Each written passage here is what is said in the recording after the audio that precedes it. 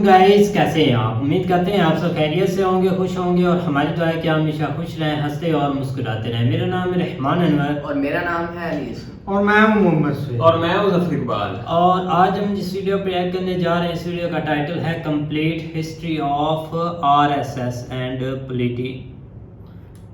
Politics. तो अगर video पसंद आए तो लाइक सब्सक्राइब जरूर कीजिएगा, कमेंट में अपनी राय का इज़हार जरूर कीजिएगा। करते वीडियो स्टार्ट और देखते हैं। स्टडी IQ IAS अब तैयारी हुई affordable. History of RSS। Welcome to study IQ।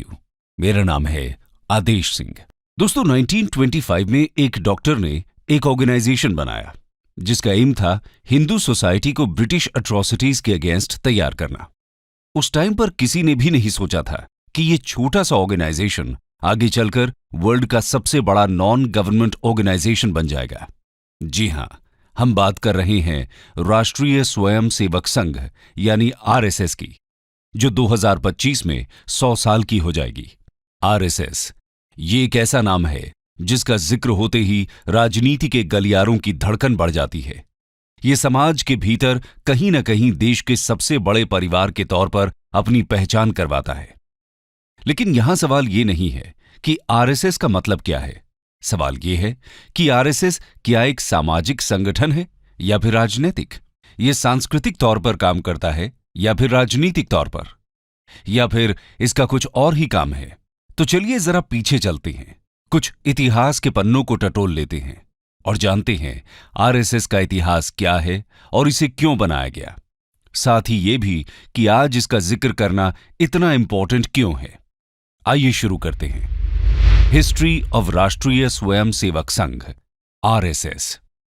साल 1907। ये वो दौर था जब बंगाल में आजादी के संघर्ष के लिए क्रांतिकारियों ने अनुशीलन समिति के नाम से एक क्रांतिकारी संगठन खड़ा किया। नागपुर से डॉक्टर की पढ़ाई करने आए केशवराम बलराम हेडगेवार भी इस संगठन का हिस्सा बने और जेल भी गए। दादा भाई नौरोजी ने उस वक्त गर्म सोच के नायक लोकमान्य बाल गंगाधर तिलक को कांग्रेस में आने का न्योता दिया, तो हेडगेवार भी कांग्रेस में उनके साथ ही आ गए।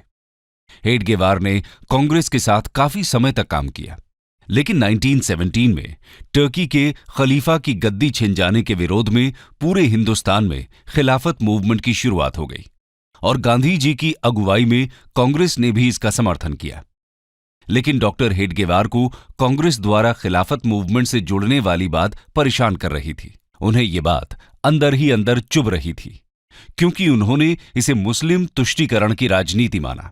हालांकि नाराजगी के बाद भी डॉक्टर हेडगेवार कांग्रेस का हिस्सा बने रहे, बल्कि 1922 में नागपुर कांग्रेस अधिवेशन और 1925 के कोलकाता अधिवेशन में भी डॉक्टर हेडगेवार मौजूद थे। लेकिन इस घटना के बाद डॉक्टर हेडगेवार के दिमाग में कुछ और ही चल रहा था। उन्होंने अब मन बना लिया था कि वे एक ऐसी संस्था को फॉर्म करेंगे जो हिंदुओं के हितों को लेकर चले और आगे बढ़े। उन्होंने इसकी शुरुआत अपने घर से ही की। कहा जाता है कि शुरुआत में डॉक्टर हेडगेवार को सुनने के लिए सिर्फ 12 लोग ही पहुंचे थे, लेकिन 12 से 1200 बनने में वक्त नहीं लगा। धीरे धीरे समय बदलता गया और एक समय ऐसा भी आया जब हजारों की संख्या में लोग डॉक्टर हेडगेवार के विचारों से प्रभावित होने लगे थे और इसी के साथ अब संघ की स्थापना का रास्ता साफ नजर आ रहा था। डॉक्टर हेडगेवार के लिए यह काम इतना आसान नहीं था।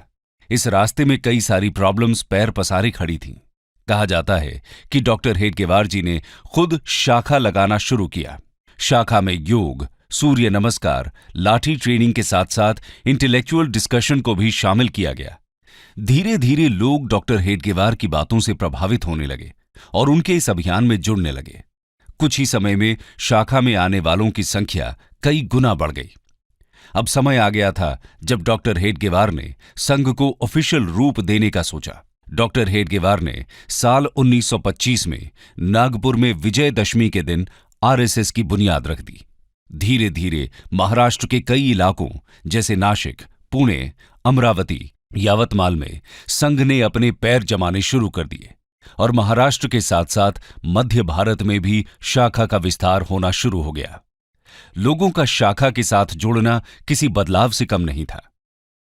ये एक ऐसा बदलाव था जिसको बनाया तो सामाजिक काम करने के लिए था, लेकिन आगे चलकर ये राजनीति का वो गोल चक्कर बना जिसके चारों तरफ ही राजनीति का ताना बाना बुना जाना था। संघ में लोगों की संख्या लगातार बढ़ रही थी, लेकिन महाराष्ट्र के बाहर अभी भी संघ का कोई खास असर नहीं था। संघ विस्तार के लिए तैयार था और महाराष्ट्र के बाहर पैर पसारने का मौका तब मिला जब डॉक्टर हेडगेवार को 1930 के आसपास बनारस हिंदू यूनिवर्सिटी जाने का मौका मिला। डॉक्टर हेडगेवार बीएचयू आए और पंडित मदन मोहन मालवीय से बात की। पंडित मदन मोहन मालवीय ने बीएचयू परिसर में संघ का ऑफिस खोलने के लिए परमिशन दे दी। बीएचयू में डॉक्टर हेडगेवार की मुलाकात एमएससी की पढ़ाई कर रहे माधवराव सदाशिवराव गोलवालकर से हुई। गोलवालकर बीएचयू में पढ़ाते भी थे, इसलिए उन्हें सब गुरुजी कहा करते थे। गोलवालकर डॉक्टर हेडगेवार के माध्यम से ही संघ में एक्टिव हुए और उसके मेंबर बने। लेकिन 1940 में डॉक्टर हेडगेवार की मृत्यु हो जाती है और सर्वसहमति से आरएसएस की कमान गोलवालकर को सौंप दी जाती है। गोलवालकर की लीडरशिप में आरएसएस के विचार दिल्ली, कोलकाता, चेन्नई और लाहौर के साथ साथ पूरे देश में फैलना शुरू होते हैं। आइए अब जानते हैं कि आरएसएस कैसे काम करता है और इसकी शाखाएं कहां-कहां फैली हुई हैं। Organisational setup of RSS. RSS की कंस्ट्रक्टिव अरेंजमेंट की बात करें तो आरएसएस 11 पार्ट में बटा हुआ है। हब यानी केंद्र, रीजन यानी क्षेत्र, प्रोविंस यानी प्रांत, डिपार्टमेंट यानी विभाग, डिस्ट्रिक्ट यानी जिला, तालुका, टाउन यानी नगर, ब्लॉक यानी खंड, सर्कल यानी मंडल, ग्राम, ब्रांच यानी शाखा। वहीं अगर आरएसएस की ब्रांच यानी शाखा की बात करें तो ये 5 तरह की हैं। पहला, प्रभात ब्रांच, इसमें मॉर्निंग में सभी की मीटिंग होती है। दूसरा है इवनिंग ब्रांच। तीसरा ब्रांच है नाइट ब्रांच। फिर आता है मिलन, मिलन यानी वीक में 1 या 2 बार होने वाली मीटिंग। और आखिर में आता है संघ मंडली। संघ मंडली मंथ में होने वाली मीटिंग को कहा जाता है। दोस्तों, आपको यह जानकर हैरानी होगी कि संघ में करीब 1 करोड़ से ज्यादा ट्रेन्ड मेंबर्स हैं। संघ परिवार के अंडर 80 से ज्यादा छोटे बड़े संगठन आते हैं। अकेले उत्तर प्रदेश में आरएसएस के 8,000 से ज्यादा ब्रांच हैं। केरला जैसे स्टेट में जहां हिंदू पॉपुलेशन कम है, वहां भी आरएसएस के करीब 5,000 ब्रांच हैं। ये तो बात हुई देश के अंदर की। वहीं दुनिया के 40 से ज्यादा कंट्रीज में आरएसएस की 57,000 ब्रांचेस हैं। इसके साथ ही इन सभी ब्रांचेस में डेली 50 लाख से ज्यादा मेंबर्स आते हैं। देश की हर तहसील और 60,000 गांवों में हर रोज संघ की ब्रांचेस लगती हैं। आप सोच रहे होंगे ये ब्रांचेस क्या हैं? तो बता दें कि ब्रांच या शाखा सुबह शाम होने वाली मीटिंग को कहा जाता है, जो किसी भी खुले ग्राउंड में 1 घंटे की लगती है। इन्हीं ब्रांचेस को आरएसएस की बुनियाद माना जाता है और इसी वजह से इतना बड़ा आरएसएस संगठन चल रहा है। यहां रोज सुबह शाम शाखा का आयोजन होता है, जहां सारे वॉलंटियर्स एक दूसरे से मिलते हैं। इस दौरान सभी प्रेयर करते हैं, योग और गेम्स खेलते हैं। साथ ही ये लोग प्रेयर और कल्चरल एस्पेक्ट्स पर चर्चा भी करते हैं। इसके साथ ही यहां सरसंघ चालक को चुना जाता है और हर सरसंघ चालक अपने नेक्स्ट सरसंघ चालक को अनाउंस करता है। प्रेजेंटली आरएसएस के सरसंघ चालक श्री मोहन भागवत हैं। बता दें कि जो संघ में अपने मन से आता है उन्हें स्वयं सेवक कहा जाता है। इसके अलावा अगर हम इसके विस्तार की बात करें तो आज पूरे वर्ल्ड में आरएसएस की करीब 55 सब्सिडियरी ऑर्गेनाइजेशंस हैं, जैसे भारतीय जनता पार्टी, बजरंग दल, हिंदू जागरण मंच, इंडियन फार्मर्स एसोसिएशन, हिंदू स्वयं सेवक संघ, राष्ट्र सेविका समिति, all India world council, Vidya Bharati, Saraswati Shishu मंदिर, वनवासी कल्याण आश्रम, मुस्लिम नेशनल फोरम, नेशनल सिख संगत, वर्ल्ड डायलॉग सेंटर, स्वदेशी जागरण मंच, लघु उद्योग भारती, विवेकानंद केंद्र, इंडियन लेबर यूनियन, सेवा भारती, विश्व हिंदू परिषद एटसेट्रा। लेकिन आरएसएस का काम क्या है और भारतीय समाज में इसका क्या योगदान रहा है, आइए जानते हैं। Functions and contributions of RSS. दोस्तों, आरएसएस समाज सेवा और सुधार के साथ साथ राहत और रिहेबिलिटेशन के काम करता है। ये काम डिजास्टर साइट और जरूरतमंद इलाकों में संघ के वॉलंटियर्स देते हैं।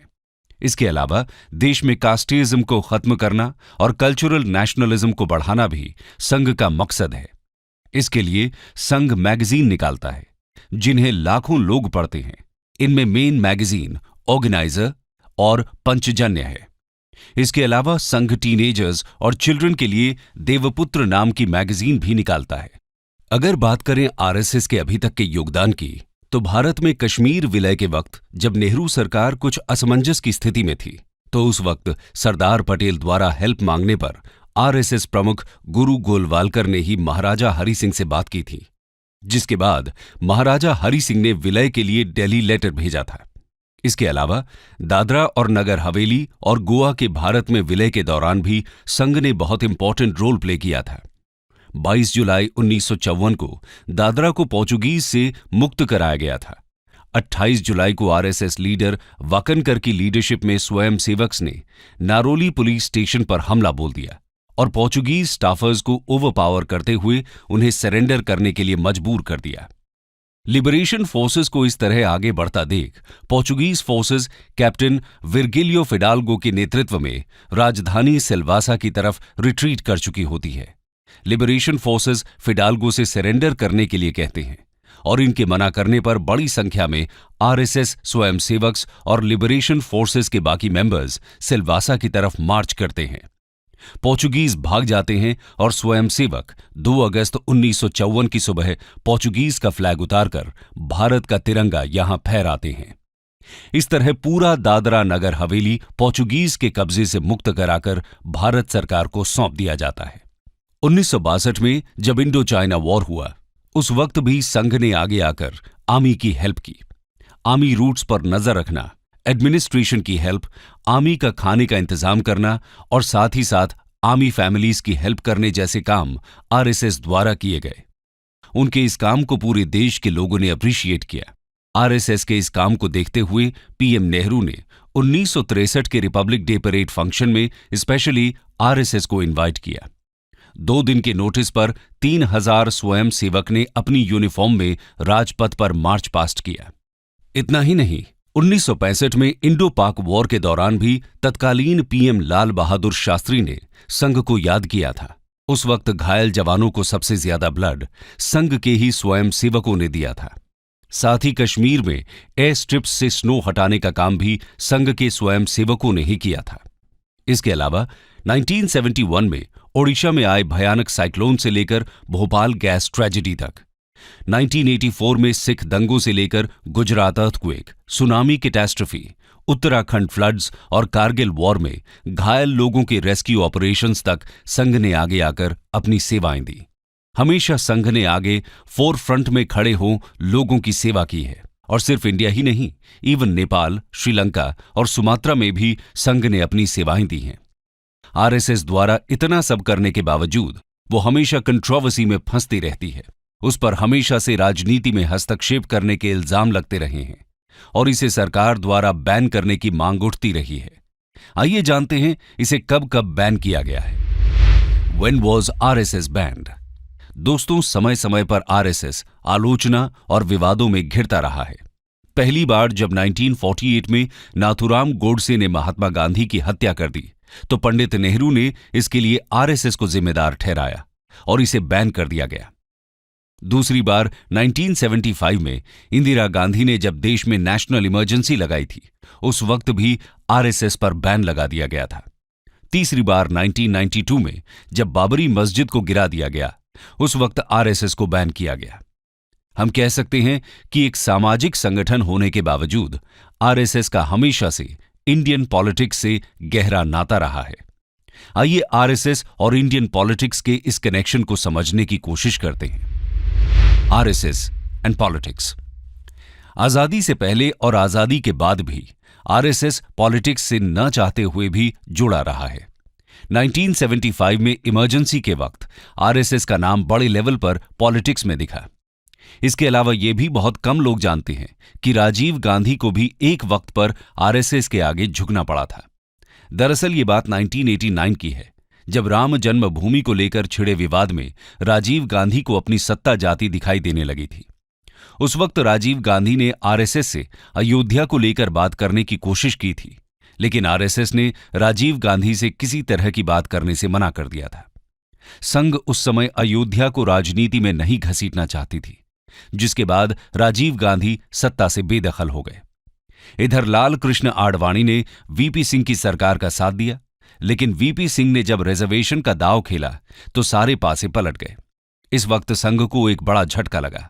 झटके में ही सही, संघ को यह महसूस हो गया कि राजनीति को अयोध्या जाना ही होगा। इस दौरान रिजर्वेशन की आग फैली तो राजनयिक हलचल मच गई। संघ भी एक्टिव हुआ और विश्व हिंदू परिषद के साथ मिलकर अयोध्या राम जन्मभूमि आंदोलन में साथ देने का फैसला कर लिया। दोस्तों, राजनीति की वजह से आरएसएस हमेशा आलोचना से घिरा रहा है। ऐसा इसलिए क्योंकि आरएसएस वीर सावरकर की आइडियोलॉजी फॉलो करता है, जिसकी वजह से आलोचकों ने हमेशा से संघ को right wing fascist radical Hindu organisation कहा है, जबकि आरएसएस पॉलिटिकल अपीसमेंट के खिलाफ हिंदुओं के हितों को उठाता है। देखा जाए तो आरएसएस की कोई सेट मेजर फिलॉसफी नहीं है, लेकिन आरएसएस 4 तरह की मेन फिलॉसफीज को फॉलो करता है। पहला, अखंड भारत। आरएसएस का मानना है कि आदिकाल से बांग्लादेश, पाकिस्तान, श्रीलंका, म्यांमार, अफगानिस्तान और ईरान तक भारत फैला हुआ था। ये सब अखंड भारत का हिस्सा हैं। दूसरा है इंटेग्रल ह्यूमनिज्म।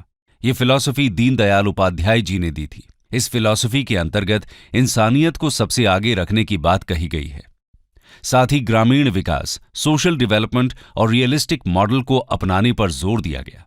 थर्ड है हिंदुत्व, यानी हिंदू धर्म को सर्वोच्च मानना। आरएसएस का मानना है कि भारत में निवास करने वाले सभी लोग कहीं न कहीं हिंदू धर्म के ही फॉलोअर्स हैं।